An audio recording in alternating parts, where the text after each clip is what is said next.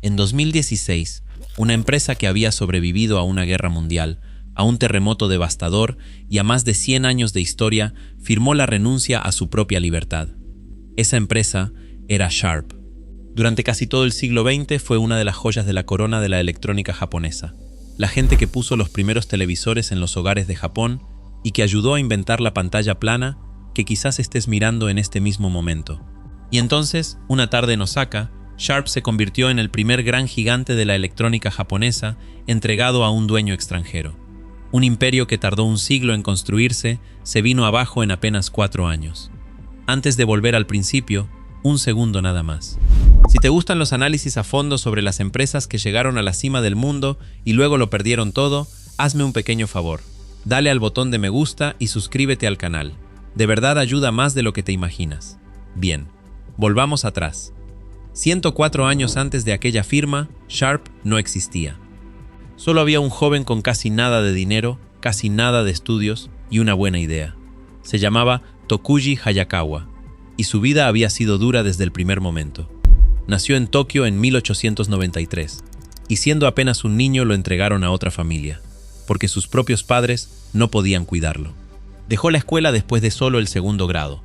En lugar de un aula, le tocó un banco de trabajo, como aprendiz de un artesano que fabricaba pequeños adornos de metal. Ese banco de trabajo terminó siendo todo. Hayakawa tenía un don para el metal, y un don todavía mayor para notar lo que la gente necesitaba. En 1912, con apenas 18 años, inventó una hebilla de cinturón llamada Tokubijo, una hebilla que apretaba el cinturón sin necesidad de perforar ningún agujero. Suena como una cosa insignificante. No lo era. La moda occidental se estaba extendiendo por todo Japón, y su pequeña hebilla se vendía.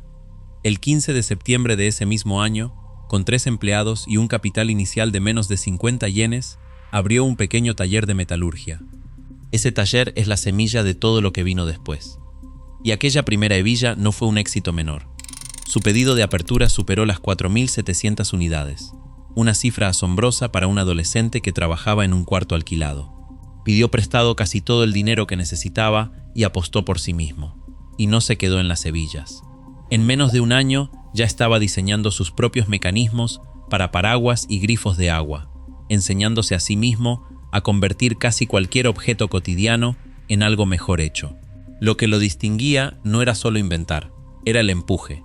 Refinaba un producto una y otra vez hasta que un comprador por fin decía que sí, y era incansable a la hora de poner sus productos frente a los clientes. Entonces, en 1915, hizo el invento que le dio nombre a la empresa. Construyó un lápiz mecánico a partir de una fina varilla de metal, con una mina que podías empujar hacia adelante a medida que se gastaba. Lo llamó el lápiz Eversharp. El comienzo no fue fácil.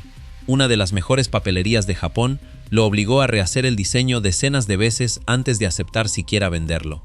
Pero una vez que lo hizo, todo cambió. El lápiz ganó patentes en Japón y en Estados Unidos, y la demanda de aquel instrumento sencillo y duradero se volvió enorme. Llovieron pedidos desde todo Japón e incluso desde el extranjero. Por primera vez, Hayakawa no solo sobrevivía, estaba ganando. Construyó una fábrica de verdad, instaló una línea de montaje y vio crecer la demanda año tras año. La vida, por fin, era buena. Al menos eso creía. El 1 de septiembre de 1923, 2 minutos antes del mediodía, la tierra bajo Tokio se partió en pedazos. Hoy se lo recuerda como el Gran Terremoto de Kanto, uno de los desastres más mortíferos de la historia de Japón. El temblor por sí solo fue devastador, pero lo que vino después fue peor. Estallaron incendios por toda la ciudad de madera y arrasaron barrios enteros. La fábrica de Hayakawa quedó reducida a cenizas, y eso no fue lo peor. El fuego se llevó a su esposa y a sus hijos. Piensa en eso un momento. En un solo día perdió a su familia y la obra de toda su vida al mismo tiempo. El hombre que se había abierto camino desde ser un niño no deseado, con una educación de 2º grado, con 29 años, se quedó sin nada y sin nadie. Cayó en una depresión tan profunda que le tomó casi un año volver a funcionar. Cuando por fin se levantó, tuvo que tomar una decisión imposible. Estaba en la ruina, y el único activo real que le quedaba era el lápiz Eversharp, el invento que llevaba su sello. Así que vendió los derechos. Renunció a la mismísima cosa que le daría nombre a la empresa para siempre, solo para reunir el dinero suficiente para empezar de nuevo. Luego recogió lo poco que tenía y dejó Tokio atrás, mudándose al oeste, a Osaka, para reconstruir desde cero. En 1924, en Osaka, fundó una nueva empresa, la Hayakawa Metal Works. La mayoría de la gente que lo pierde todo a los 29 años no consigue un segundo acto. Hayakawa estaba a punto de protagonizar uno de los segundos actos más grandes en la historia de los negocios, porque en Osaka quedó fascinado por una extraña tecnología nueva que llegaba desde Occidente, la radio, y apostó por algo que iba a transformar a un fabricante de lápices arruinado en el fundador de un imperio electrónico. A comienzos de los años 20, la radio era una novedad absoluta en Japón. La transmisión apenas había empezado y casi nadie tenía un receptor. La mayoría de la gente nunca había oído una voz salir de una caja. Hayakawa miró esto y, a diferencia de casi todos a su alrededor, no vio un juguete, vio el futuro. En 1925, su empresa fabricó la primera radio construida en Japón, una radio de cristal. No esperó a que el mercado estuviera listo. Ayudó a crear el mercado. Y aquí está la parte que muestra qué clase de empresario era en realidad. No solo fabricaba las radios, trabajaba para levantar todo el mundo a su alrededor, impulsando la tecnología para que las familias japonesas comunes tuvieran, para empezar, una razón para comprar una. Tampoco se quedó quieto. Pasó de las radios de cristal sencillas a radios de tubo de vacío más potentes, del tipo que podía captar las emisoras con claridad en toda una habitación. Y en algún momento de estos años, el fundador se aferró a una filosofía que guiaría a Sharp durante generaciones. Fabricar productos que otras empresas quieran copiar. Ser el que va al frente, el que todos los demás persiguen. Durante casi todo el siglo siguiente, eso fue exactamente lo que hizo Sharp. La apuesta rindió enormemente. Cuando la radio explotó por todo Japón durante los años 20 y 30, la empresa de Hayakawa cabalgó la ola hasta la cima. El pequeño taller de metal que había renacido de las cenizas se convirtió en uno de los fabricantes de radios serios del país. Había hecho lo imposible 2 veces. Había construido una empresa, la había perdido y había levantado una todavía más grande sobre la tumba de la primera. Después llegó la guerra y los años que la siguieron, que fueron brutales para todos los fabricantes japoneses. Pero la empresa de Hayakawa siguió encontrando maneras de sobrevivir. Reparando equipos, reconstruyendo, resistiendo. Y cuando Japón inició su extraordinario ascenso de posguerra, su empresa estaba perfectamente colocada para subir con él. La apuesta por la radio había hecho más que salvar el negocio. Había convertido a Sharp en una empresa de electrónica. Y las siguientes décadas la iban a convertir en un gigante. A medida que Japón se reconstruía durante los años 50, la empresa fue por la siguiente gran cosa, y esta vez fue la televisión. En 1953, lanzó el primer televisor producido comercialmente en Japón. Recuerda, este era un país saliendo de los escombros de una guerra, y aquí había una empresa japonesa entregándole a su gente una ventana a un mundo completamente nuevo. Tener uno de aquellos primeros aparatos era una señal de que tu familia lo había logrado. Y cada vez más de esos aparatos llevaban el nombre de Hayakawa. Para toda una generación de familias japonesas, Sharp se convirtió en la empresa que trajo el mundo moderno a la sala de estar. Esa clase de confianza no se construye con un marketing ingenioso. Se construye a lo largo de décadas, un producto fiable a la vez. Y Sharp tenía décadas. Pero la empresa no se detuvo en la televisión. Se lanzó a la carrera que definiría la industria de la electrónica durante la siguiente generación. La carrera por encoger la máquina. En 1964, lanzó una de las primeras calculadoras electrónicas de escritorio del mundo, una máquina llamada Compet. En aquel entonces, una calculadora era una caja pesada que costaba casi lo mismo que un auto. En los años que siguieron, los ingenieros la encogieron y la volvieron a encoger, hasta que la calculadora pasó de ser un monstruo de escritorio a algo que podías deslizar en el bolsillo. Sharp se estaba convirtiendo en una máquina de primeros. En 1969 presentó un temprano diodo emisor de luz, la diminuta luz brillante que terminaría dentro de miles de millones de aparatos. Se metió en los hornos de microondas, en electrodomésticos de todo tipo. De hecho, Sharp había empezado a trabajar en celdas solares allá por finales de los años 50, y sus paneles llegarían a dar energía a todo, desde faros remotos hasta satélites en órbita. Esta era una empresa que parecía tener las manos envueltas alrededor del futuro mismo. Para ganar la carrera de las calculadoras, sin embargo, la empresa tomó una decisión que resonaría durante el resto de su vida. Apostó por una tecnología de pantalla capaz de mostrar números usando casi nada de energía. Esa tecnología era la pantalla de cristal líquido, el LCD. En 1973, lanzó una calculadora con una pantalla LCD tan delgada y con un consumo tan bajo que podía funcionar muchísimo tiempo con una pila diminuta. Fue una sensación. Sharp y su gran rival en calculadoras se empujaron con tanta fuerza que los precios se desplomaron y las máquinas se encogieron año tras año. Nadie que mirara lo sabía todavía, pero la empresa acababa de plantar la semilla de su mayor triunfo y de su caída final al mismo tiempo. Para 1970, la empresa había crecido tanto más allá de los lápices y las hebillas que tomó un nuevo nombre a la altura de sus ambiciones. Se convirtió oficialmente en Sharp Corporation, nombrada para siempre en honor a aquel lápiz mecánico que el fundador se había visto obligado a vender décadas antes. Tokuji Hayakawa se apartó de dirigir el negocio por el que había sangrado, y en 1980 murió a los 86 años. Para entonces era celebrado en todo Japón no solo como inventor, sino como un hombre que nunca olvidó de dónde venía. Había construido escuelas para formar trabajadores jóvenes y había creado empleos para personas que otros pasaban por alto, incluido un taller atendido por empleados con discapacidad visual. El niño no deseado con una educación de segundo grado se había convertido en una figura paterna para toda una industria. No vivió para ver lo que su empresa haría con la tecnología por la que había apostado. Sharp estaba a punto de jugárselo todo al LCD, y al principio parecía una genialidad. A lo largo de los años 80 y 90, Sharp se convirtió en un nombre conocido en todo el mundo. Sus calculadoras estaban en todas partes. Sus pantallas aparecían en todo, desde videocámaras hasta computadoras portátiles. Pero el verdadero punto de inflexión llegó a finales de los años 90, cuando un nuevo líder tomó el mando con una visión del futuro sencilla y agresiva. Su nombre, en el puesto más alto desde alrededor de 1998, era Machida, e hizo una promesa que se volvió legendaria dentro de la empresa. Declaró que, en pocos años, cada televisor que Sharp vendiera en Japón sería un televisor LCD, y no los voluminosos aparatos de tubo de vidrio que todavía usaba todo el mundo. En aquel momento, sonaba casi imprudente. Las pantallas planas eran caras y pequeñas. Los televisores de tubo eran baratos y estaban en todas partes. Apostar todo el negocio de la televisión al cristal líquido era una jugada de verdad arriesgada. Por un tiempo, la jugada pareció brillante.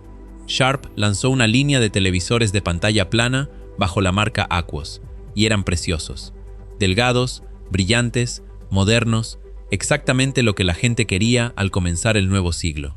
Para alimentar la demanda, Sharp hizo algo enorme. En 2004 abrió una gigantesca fábrica de LCD en un lugar llamado Kameyama, en el centro de Japón.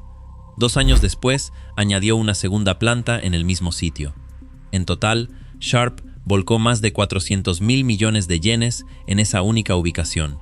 Y dio resultado, al principio. Los televisores estampados con el nombre Kameyama se convirtieron en un símbolo de estatus en Japón. Los aparatos que todo el mundo quería, los más vendidos del país. Sharp se apoyó con fuerza en eso, convirtiendo la propia ubicación de la fábrica en una insignia de calidad. Y durante unos pocos años gloriosos funcionó. El dinero entraba a raudales. Para finales de la primera década de los 2000, las ventas anuales de Sharp se habían inflado hasta cerca de 3.700.000 millones de yenes, cerca del punto más alto de todo lo que la empresa llegaría a ser. Sharp protegía tanto su ventaja que las fábricas de Kameyama se hicieron famosas por su secretismo. A los proveedores externos que las visitaban los obligaban a llevar unos petos especiales, para que todos vieran de un vistazo que eran de afuera, y los vigilaban de cerca para mantenerlos lejos del preciado conocimiento de la empresa. Sharp trataba su tecnología LCD como un secreto de Estado. Estaba convencida de que, si lograba guardar ese secreto, nadie podría alcanzarla jamás. Esa creencia estaba a punto de convertirse en uno de los errores más costosos de la historia empresarial japonesa.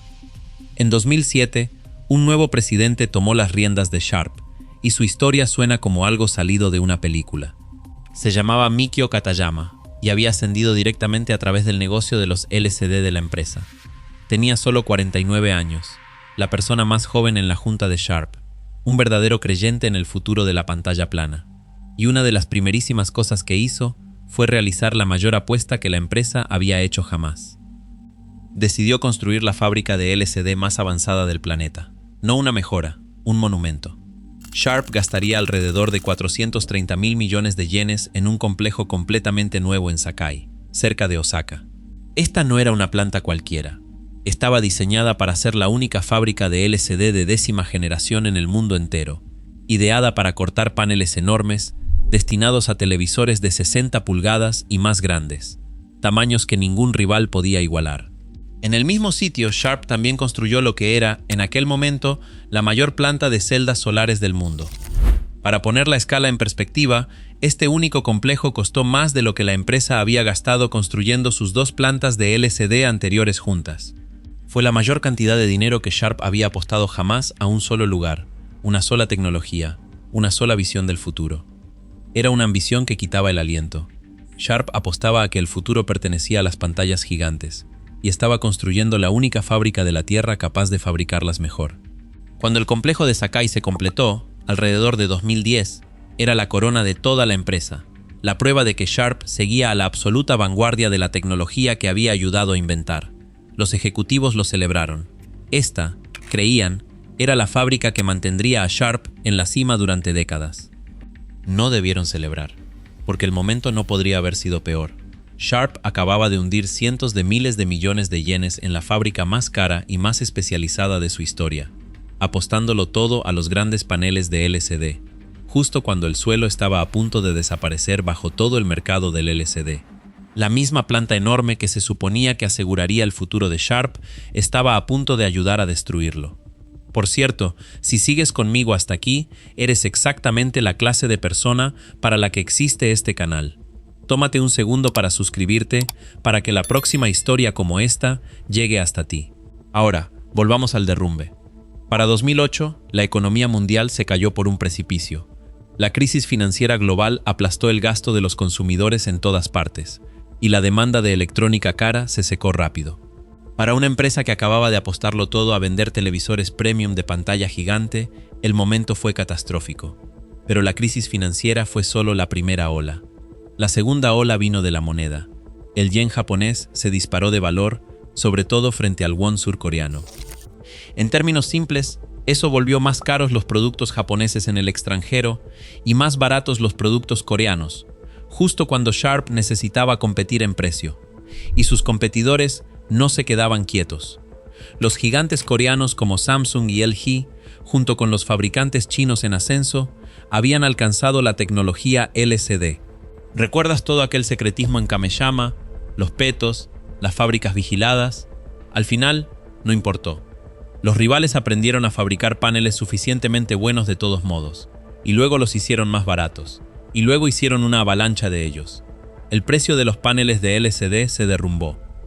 Si ese hubiera sido el único problema, Sharp quizás lo habría capeado. Pero entonces llegó un golpe que fue exclusivamente japonés. Durante años, el gobierno japonés había estado empujando a los hogares a cambiar a la televisión digital, incluso repartiendo cupones para animar a la gente a comprar aparatos digitales nuevos. Ese programa terminó en la primavera de 2011. Casi de la noche a la mañana, el mercado japonés de televisores LCD se redujo aproximadamente a la mitad. Los clientes ya habían comprado sus aparatos. No quedaba nadie a quien venderle. Así que imagina la posición de Sharp. Su fábrica más nueva y más cara estaba construida para hacer exactamente una cosa: paneles de LCD enormes, y el mercado de esa única cosa se estaba desplomando por todos lados al mismo tiempo. Los precios caían y los rivales cobraban menos, el mercado local se había secado e incluso la moneda jugaba en su contra. Aquella reluciente planta de Sakai, el monumento a la genialidad de Sharp, empezó a sangrar dinero. Funcionaba a una fracción de su capacidad. El imperio tenía un agujero en el fondo del barco, y el agua entraba a chorros. Y la parte más cruel era la forma que tenía. Cada una de las fortalezas que Sharp había pasado un siglo construyendo, su concentración, su orgullo de ingeniería, su disposición a apostar en grande, se había transformado en silencio en una debilidad. La empresa estaba demasiado comprometida para cambiar de rumbo, y demasiado orgullosa para admitir que la apuesta había salido mal. Entonces llegaron las cifras, y eran asombrosas. Para el año fiscal que terminó en la primavera de 2012, Sharp reportó una pérdida neta de unos 376.000 millones de yenes. Eso es aproximadamente 4.700 millones de dólares, esfumados en un solo año. Fue el peor resultado en toda la historia de la empresa. Y aquí está el detalle que lo vuelve casi insoportablemente cruel. 2012 era el centenario de Sharp, una empresa que había sobrevivido a un terremoto, a una guerra y a un siglo de cambios, marcó su cumpleaños número 100, registrando la mayor pérdida que había visto jamás. Esa es la clase de cifra que hace llorar a los contadores. Y Sharp no sufría sola. En ese mismo tramo, Sony, otro viejo símbolo del dominio de la electrónica japonesa, registró una gigantesca pérdida récord propia. Los gigantes que alguna vez habían conquistado el mundo caían juntos, golpeados por el mismo yen al alza y por los mismos rivales agresivos. Pero pocos caían tan fuerte o tan rápido como Sharp. Podrías pensar que ese era el fondo del pozo. No lo era. Al año fiscal siguiente, el que terminó en la primavera de 2013, Sharp perdió todavía más, una pérdida neta de unos 545.000 millones de yenes. Suma esos 2 años y Sharp había quemado más de 900.000 millones de yenes en pérdidas. Su calificación crediticia fue rebajada a nivel basura, que es una forma educada de decir que los prestamistas ahora creían que había una posibilidad real de que la empresa no sobreviviera.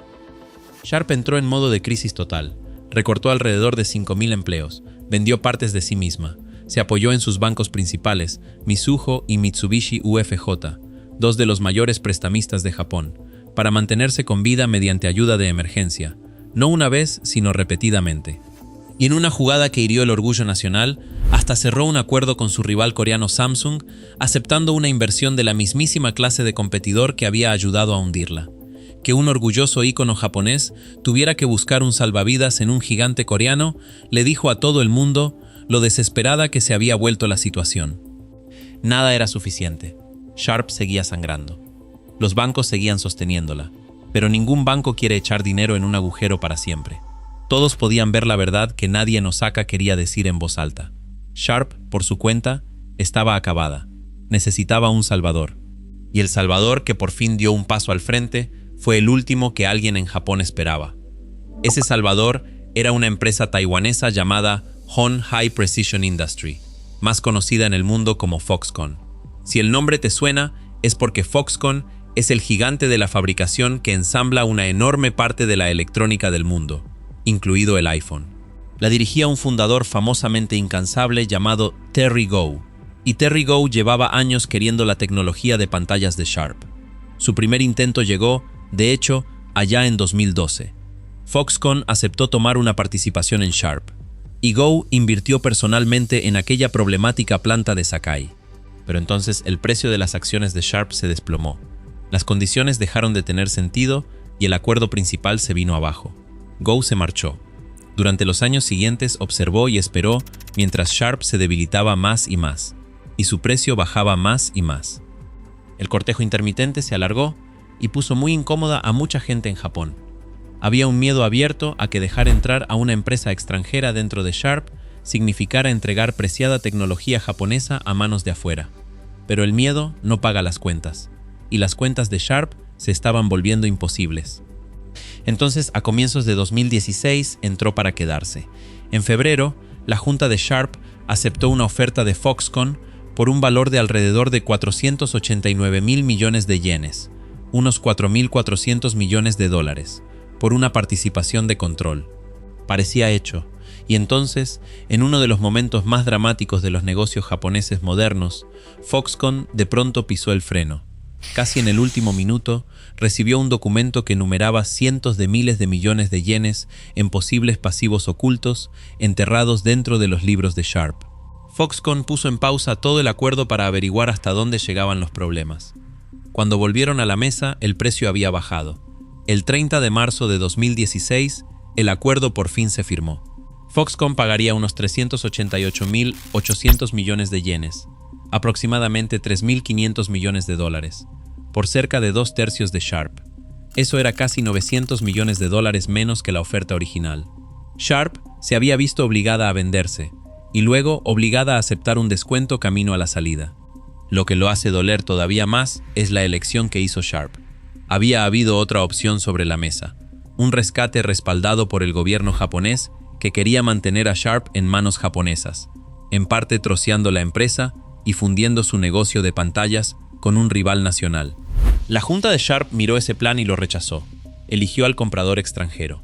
Y con esa firma, una marca pionera de la electrónica fundada en 1912, una empresa que empezó con hebillas de cinturón y un lápiz mecánico, se convirtió en el primer gran fabricante de electrónica japonés que caía bajo control extranjero. Para una nación que había pasado décadas como la reina indiscutible de la electrónica de consumo, fue un momento de verdadero duelo. De esos en los que la gente recuerda exactamente dónde estaba cuando oyó la noticia. Para entender por qué esto cayó como un terremoto en sí mismo, tienes que entender lo que Sharp significaba para Japón. Durante décadas, las empresas de electrónica japonesas habían sido símbolos del genio nacional, la prueba de que un país reconstruido desde las cenizas de la guerra podía superar en ingeniería al mundo entero. Sharp, Sony, Panasonic eran fuentes de un orgullo enorme, y el mundo corporativo de Japón era famosamente cerrado. Las empresas extranjeras casi nunca se quedaban con los grandes nombres japoneses. Así que cuando una firma taiwanesa compró el poder de control sobre un ícono japonés centenario, se trataba de mucho más que del balance de una sola empresa. Muchos lo vieron como la marca de una verdad dolorosa, que la industria electrónica de Japón, alguna vez intocable, había perdido su ventaja, superada en precio y en empuje por rivales más rápidos y más hambrientos de toda Asia. Marcas japonesas más pequeñas ya habían sido vendidas a compradores extranjeros antes, pero Sharp no era pequeña. Sharp era un gigante. Sharp era una de las que nunca se suponía que iban a caer. Durante años, las escuelas de negocios habían estudiado a los gigantes de la electrónica de Japón como el modelo que todos los demás debían copiar. Ahora Sharp se convertía en otra clase de caso de estudio. Una advertencia sobre lo que pasa cuando una empresa se enamora de su propio éxito y deja de vigilar el horizonte. Y lo que la derribó no fue solo la mala suerte. Fue una única apuesta enorme. Sharp había jugado su futuro a una sola tecnología y a una sola fábrica gigantesca, convencida de que su ventaja era imbatible y de que sus secretos estaban a salvo. La misma confianza total que construyó Kameyama y Sakai fue exactamente lo que dejó a la empresa sin colchón cuando el mercado del LCD dio la vuelta. Su mayor fortaleza y su defecto fatal eran la misma cosa. Entonces, ¿qué pasó después de la adquisición extranjera? Al principio, cosas sorprendentemente buenas. Bajo el control de Foxconn, con recortes de costos despiadados y acceso a una cadena de suministro masiva, Sharp, en realidad, se arañó de vuelta hasta las ganancias. Durante varios años seguidos, la empresa que todos habían dado por muerta volvió a ganar dinero. Por un tiempo, pareció que el rescate había funcionado. Pero el viejo fantasma nunca se fue del todo. Aquella planta especializada de Sakai, la construida para producir en masa paneles de LCD gigantes, siguió siendo una carga pesada. El mercado global de paneles grandes se mantuvo brutal, dominado ahora por fabricantes chinos que los hacían a una escala y a un precio que Sharp nunca podría igualar. En el año fiscal que terminó en 2022, Sharp volvió a caer en números rojos, registrando una pérdida neta de alrededor de 260.000 millones de yenes y rompiendo una racha de 6 años de ganancias.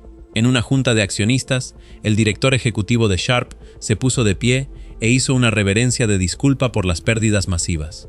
No mucho después, en 2023, recibió otro golpe brutal, una pérdida de casi 2.000 millones de dólares, impulsada en gran parte por volver a rebajar el valor de aquel negocio de pantallas planas una vez más.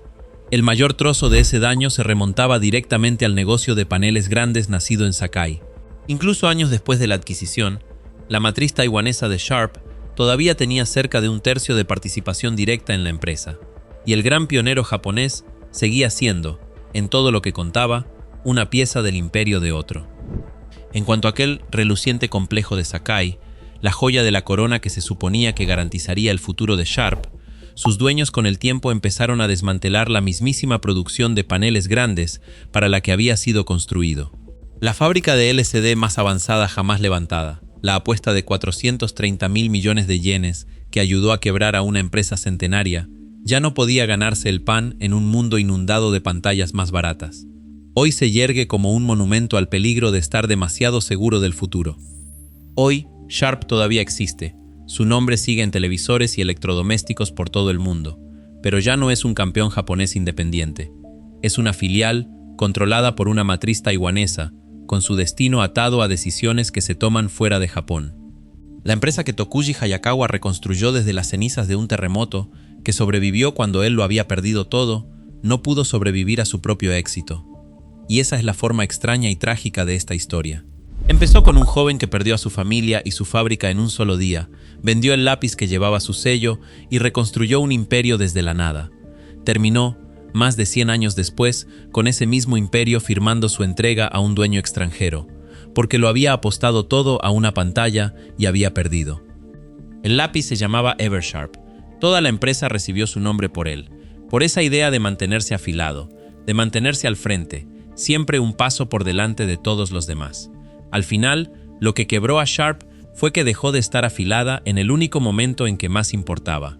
Custodió el secreto de ayer mientras el resto del mundo, en silencio, construía el mañana. Si quieres ver a otro gigante que dominó toda su industria y luego se desvaneció casi de un día para otro, hay un video en pantalla en este mismo momento que creo que te va a encantar. Ve a verlo y nos vemos en el próximo.